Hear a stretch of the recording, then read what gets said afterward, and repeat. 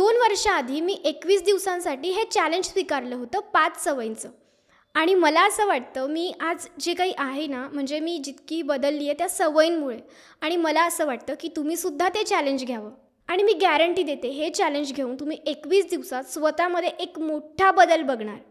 पहिली सवय, book reading. मागच्या 2 ते 3 वर्षाआधी मला स्वतःला बुक्स वाचायला खूप कंटाळा यायचा. पुस्तक हातात पकडलं की मला झोप यायला लागायची. मी खूप ठरवायची, पण माझ्याने पुस्तक वाचलंच नाही जायचं. आणि कुठेतरी माझं माइंड मला मग असं सांगायचं की जाऊ दे ना, पुस्तक वाचून होतं तरी काय एवढा मोठा बदल घडून जाणार आहे. पण ते आत्ता मला कळतंय. बघा, पुस्तक वाचून खरंच खूप मोठा बदल घडून येतो. एका पुस्तकामुळे त्या लेखकाने जेही काही फेस केलं आहे, त्याचे जे काही अनुभव आहेत ते आपल्याला पूर्ण एका छोट्याशा पुस्तकातून मिळून जातात.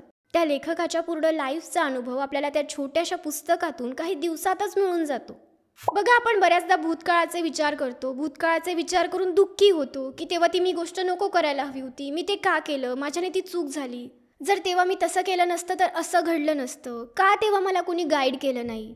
म्हणूनच जेव्हा तुम्ही एखाद्या लेखकाचं पुस्तक वाचता तेव्हा तुम्हाला त्या चुका, त्याचे अनुभव आधीपासूनच समजतात.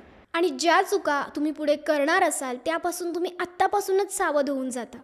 आता समजा तुम्हाला एखाद्या फील्डमध्ये सक्सेसफुल व्हायचं आहे आणि तुम्ही त्या रिलेटेड बुक्स वाचताय, तर त्या लेखकाने ज्याही काही त्या रिलेटेड चुका केल्या असतील ना, त्या तुम्हाला आधीच कळतात. त्यांनी ज्या ज्या प्रॉब्लेमला फेस केलं असेल ते प्रॉब्लेम्स तुम्हाला समजून जातात. आणि त्यामुळे आपल्याला कळतं की आपल्याला कोणते प्रॉब्लेम्स येणार आहेत आणि आपण त्यांना कसं फेस करायचं, आपण कोणत्या चुका नाही करायच्या. आणि यामुळे आपण लवकर सक्सेसफुल होतो. म्हणून कंटाळा येत असेल ना, तरीसुद्धा पुस्तकं वाचायची सवय लावा. भलेही रोज फक्त 2 पेजेस वाचा. जरी तुम्ही रोजचे 2 पानं वाचताय ना, तरी वर्षभरात तुम्ही 600 ते 700 पानं वाचता.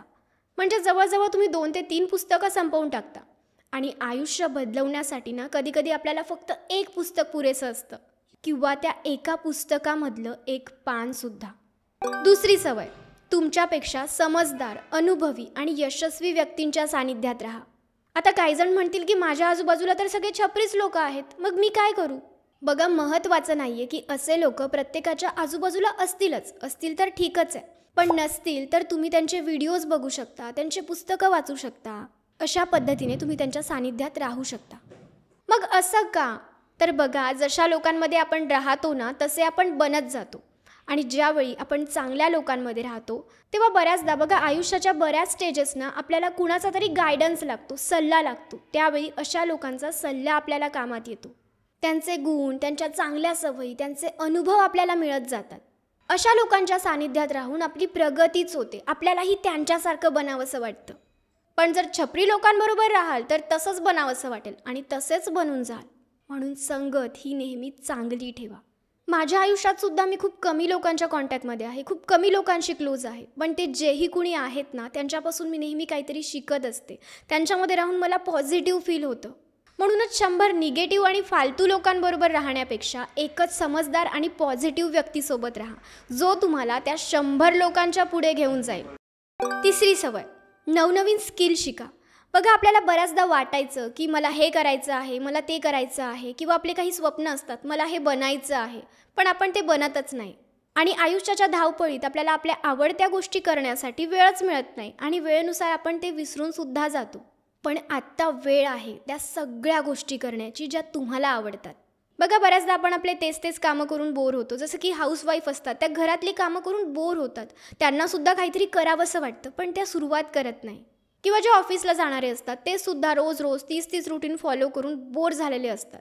पण नवनवीन स्किल शिकल्याने आपण खूप एनर्जेटिक राहतो, एक्सायटेड असतो ती गोष्ट करण्यासाठी.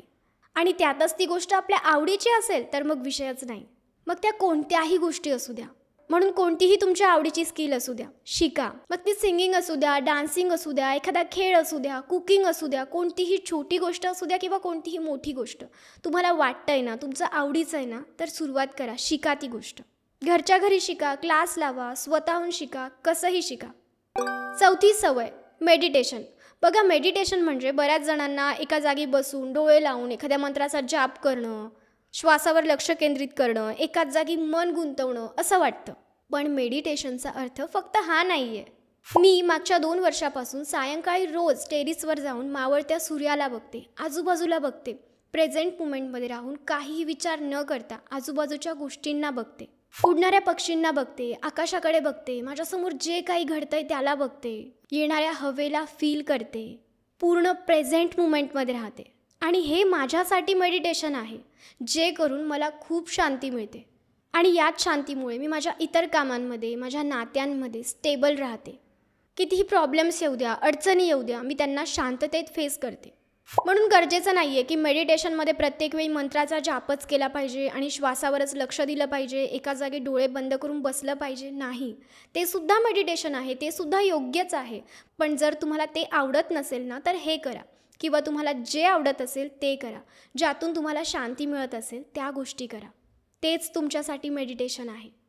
5वी सवय, फिजिकल ॲक्टिव्हिटी. बघा, ज्याप्रमाणे आपल्या मेंटल हेल्थसाठी मेडिटेशन गरजेचं आहे ना, त्याचप्रमाणे आपल्या फिजिकल हेल्थसाठी काहीतरी शरीराची हालचाल करणं, ॲक्टिव्हिटी करणं गरजेचं आहे. मागच्या 2 वर्षापासून मी सुद्धा कुठल्या ना कुठल्या प्रकारे रोज फिजिकल ॲक्टिव्हिटी करते. मग त्यात मी रोज वेगवेगळ्या गोष्टी करते. कधी मी योगा करते, कधी मी रनिंगला जाते, एखादा स्पोर्ट खेळते किंवा मग घरच्या घरी रेझिस्टंट बँडने सुद्धा एक्सरसाइज करते. ज्यामुळे मला खूप छान वाटतं, मी एनर्जेटिक राहते आणि माझी फिजिकल हेल्थसुद्धा चांगली राहते. म्हणून रोज फिजिकल ॲक्टिव्हिटी करा. आणि जर तुम्हाला कंटाळा येत असेल तर गरजेचं नाही आहे की रोज एकच करा. तुम्ही रोज वेगवेगळ्या गोष्टी करू शकता. आज रनिंग केली तर उद्या एखादा गेम खेळून घ्या, परवा स्विमिंगला जा, सायकलिंग करा, काहीही करा. पण रोज फिजिकल ॲक्टिव्हिटी करा. तर मग कमेंट करून सांगा, पुढच्या 21 दिवसासाठी या 5 सवयींचं चॅलेंज कोण कोण घेणार आहे. पण आता 21 दिवसच का? तर बघा, कोणतीही सवय लागण्यासाठी 21 दिवस पुरेसे असतात. आणि तुम्ही 21 दिवस या गोष्टी केल्या ना, तर तुम्हाला त्यांची सवय होईल. 21 दिवसानंतर या सवयी तुमच्या रुटीनचा भाग बनून जातील. व्हिडिओ पूर्ण पाहण्यासाठी धन्यवाद.